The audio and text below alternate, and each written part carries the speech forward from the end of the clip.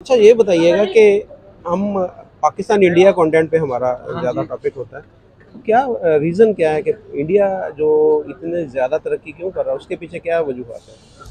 और इंडिया जो है ना, उनके जितने लोग हैं उन्होंने जिस तरह हम अभी तक पढ़े हुए हैं कि हमारा मिली नगमे आते रहते हैं, हमने दुश्मन के बच्चों को पढ़ाना है, ये करना है, वो करना है।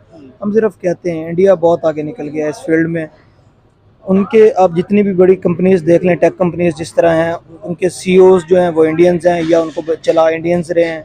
तो अब इंडिया उनकी पहली प्राइस उसकी उनकी पहली बात ही ये होती है। कोई आप देख लें, जिस तरह टेस्ला को देख लें, अब आप कॉस्ट कटिंग देख लें, जहाँ हमें 3 लाख का पड़ता है वहाँ पर 1 लाख या 88 हज़ार का उनके पास डिस्काउंट्स वगैरह के साथ उनको पड़ जाता है।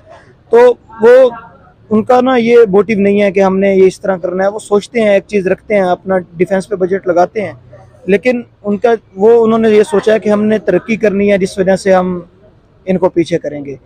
अब वो चाइना को भी पीछे कर चुके हैं मेरे ख्याल में। उनकी जो जीडीपी है वो अब दुनिया की तीसरी बड़ी जीडीपी हो गई है।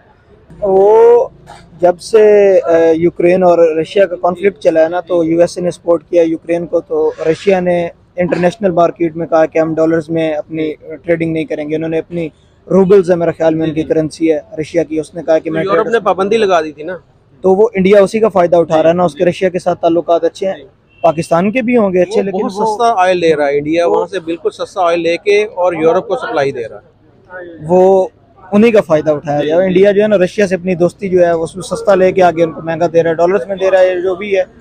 हम कर नहीं सकते ये, बस हम पे तो सैंक्शन है। हम ईरान से तेल ले सकते हैं, उनकी पाइपलाइन बिछी हुई है, मुआहदा हुआ है हमारा। इवन के इंटरनेशनल उसमें ना केस चल रहा है पाकिस्तान पे, ईरान ने किया हुआ है कि इन्होंने मुआहदा खिलाफी की है, क्योंकि एक मुआहदे के तहत पाकिस्तान ईरान से गैस तेल वगैरह लेगा, बॉर्डर तक उनकी पाइपलाइन भी बिछी हुई है। उनका ये है कि आपका जब दिल करे आप अपनी पाइपलाइन डाल के हमसे ले सकते हैं।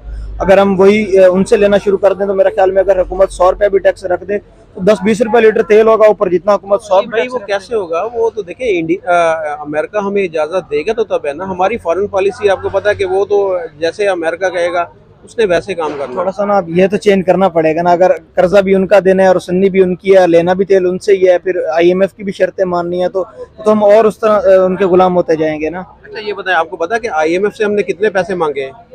नहीं, मुझे लेटेस्ट 1.2 बिलियन डॉलर है, 1.2 वो बिलियन। भी वो इस शर्त पे राजी हुआ है ना कि पहले उन्होंने कहा आप अपना रिजर्व दिखाएं कि आपके पास कुछ हो, तो सऊदीया से कुछ मांगे हैं, कुछ चाइना ने अपने मतलब वो आपको किए ये हैं। पता है कि इस वक्त इंडिया की एक साल के अंदर जो है वो एक्सपोर्ट कितनी हो चुकी है?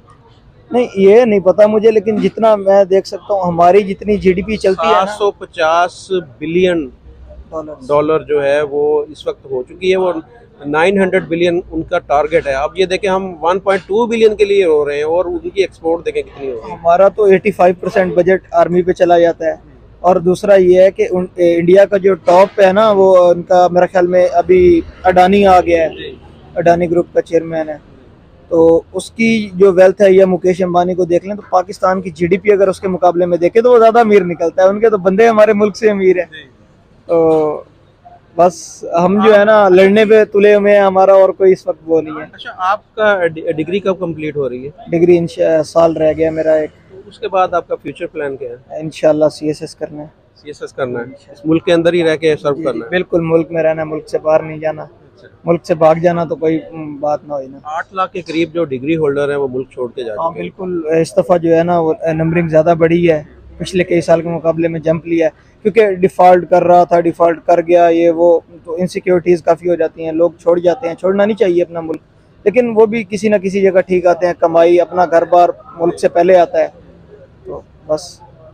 अगर यानी कि आपकी जॉब ना हुई, खुदा ना खासा मैं कहता हूँ सीएसएस में ना हुई, तो आप कोई बिजनेस करेंगे या किसी और प्राइवेट सेक्टर में जॉब के लिए आप अप्लाई करेंगे? मैंने फैमिली बिजनेस भी है बैकग्राउंड, तो क्या करते हैं आप? ट्रांसपोर्ट का बिजनेस है। हम इंशाल्लाह बिजनेस कैरी करेंगे। बाकी इलेक्शन लड़ेंगे हम फिर अपने इलाके में, पहले भी लड़ते हैं। तो कौन सी पार्टी को सपोर्ट करते हैं? हम आज़ाद उम्मीदवार हैं, किसी पार्टी के सपोर्टर नहीं है, कोई दूध का दुल्हा नहीं है, कोई नहीं है, सारे एक जैसे ही हैं। बस मीडिया पे एक दूसरे को अच्छा, वो आप सुनाते समझते हैं कि पाकिस्तान में जो आज़ाद उम्मीदवार हैं उनके जीतने का कोई चांस होता है? हैं। लेकिन आज़ाद उम्मीदवार जो जीतते हैं ना, जिस जगह वो इलेक्शन लड़ते हैं, वो अपनी बेस पे इलेक्शन लड़ रहे होते हैं, उनको किसी पार्टी की सपोर्ट तो होती नहीं है। तो वो अपने काम पे लड़ रहे होते हैं। अगर एक बंदा वो काम करवा रहा है तो किसी को फ़र्क नहीं पड़ता वो किसी पार्टी में भी है, लोग उसको वोट देंगे।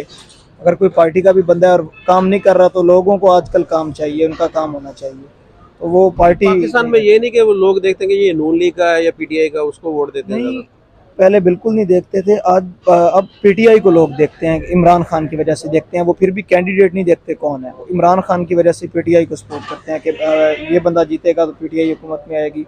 वो खान को सपोर्ट करते हैं। तो पहले ये चीज़ नहीं थी, ये चीज़ अच्छी आ रही है। अब देखें इंडिया में देख लें आप, ऐसे ही कांग्रेस हो गई उनकी, वो जमातों को वोट देते हैं, अपने कैंडिडेट्स को नहीं देते। तो हमारी तरफ पहले ये नहीं था, अब बाहर है, चलो देखते हैं। आप समझ रहे हैं कि अच्छा है कि ट्रेंड है? अच्छा है, किसी हवाले से अच्छा भी है कि जो लीडर अच्छा आएगा तो काम अच्छा करेगा। खाने वाले तो वैसे बहुत है हमारे मुल्क में। बहुत शुक्रिया।